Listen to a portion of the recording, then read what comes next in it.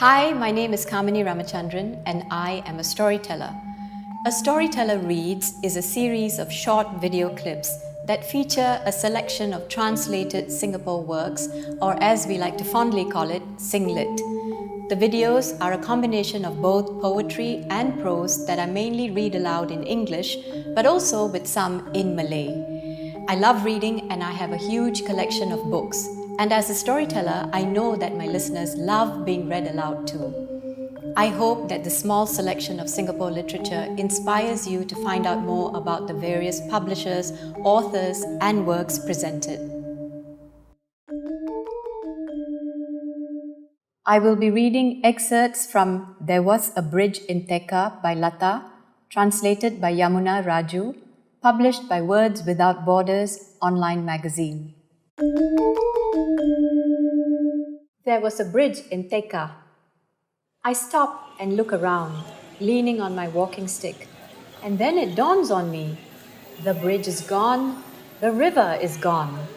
The area had undergone many changes over the years, but Rocho River had always been left untouched, and now it's no more.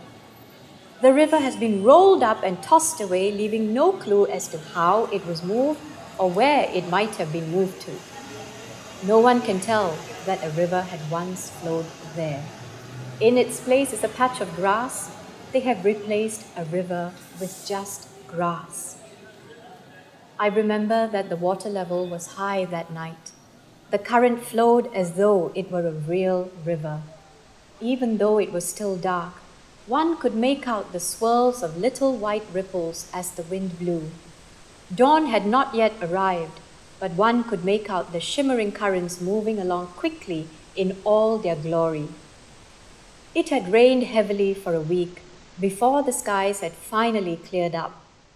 There was just enough chill in the air for your bones to feel it.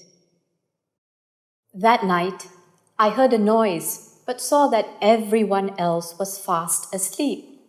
When I went out to investigate, I could sense that someone had just left the house. I walked out a bit more and saw Akka. I wondered where she could be going this time of night and followed her until she stopped at the river. I froze. I had no idea what she was going to do. The first thing she did was to toss the shirt she had draped over her right arm into the river. Then she took out a pair of pants from a bag and threw that in. A pair of slippers went next. After that, she unbuckled the shoulder holster with the gun and threw that into the river too. She flung them the same way one would throw prayer items used for last rites into the ocean. Lastly, she removed the cap from her head and tossed that into the water. It was only then that I realized that she had a cap on. As soon as she had disposed of everything, she turned abruptly to leave. She didn't even pause to give these items a final farewell or take in their loss. It was as if they were nothing more than rubbish to her. It was then that she saw me. I met her gaze straight on. One evening, Akka's husband reported that Netaji Subhash Chandra Bose would be addressing a crowd at the Padang the next day. The Indian nationalist had arrived in Singapore 2 days earlier and was recruiting an army to rid India of British rule. The evening audience at the association was enthralled as Akka's husband repeated the words of the great man. Should India gain independence, we can all return to India. We need not toil here. There would be jobs for everyone. We would be able to live freely in our own land. The following day, Akka and I went on our own to listen to Chandra Bose speak. The Padang was packed with bodies. Netaji spoke with fiery passion. The crowd hung on his every word, riveted. His address was like a divine discourse, causing every fiber of our being to resonate with a desire for action.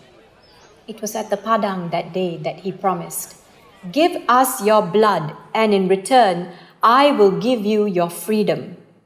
At the end of his speech, Cries of Jai Hind rose from the people, becoming one voice. I was shouting too. I had no idea what India was like, but that did not matter. Aren't we all Tamils? As soon as Netaji spoke of the need to prepare for war, many people came forth to pledge or donate cash or jewelry to the cause. My akka contributed her bangles and her earrings. I gave up just my earrings, for they were the only item of value that I had on me that day. No one thought twice about giving up their most valued possessions. Within a week, Chandra Bose announced that he was going to start a women's army. The day he made the announcement, they started recruiting soldiers. Akka, myself, Kali, and Pavanu all went. Satyavati joined us as well. Akka was fluent in several languages, including English, Malay, Hokkien, Bengali, and Japanese. However, Akka only spoke to the recruiters in Tamil that day. Akka had gazed at the moon while talking to me. When my father came from India, she said, he sold books on this bridge. I used to come here to be with him. He would tell me about his homeland. He would often mention how much he wanted to take me to India. She said, well, that's that. I wasn't sure if she meant her father's death or their never having visited India. As time went by, it was I who stood firm on buying Indian brinjal and Indian ponni rice. Akka was never particular about things like this. She always bought rice from Thailand and whatever local vegetables that were sold in the wet market near her home.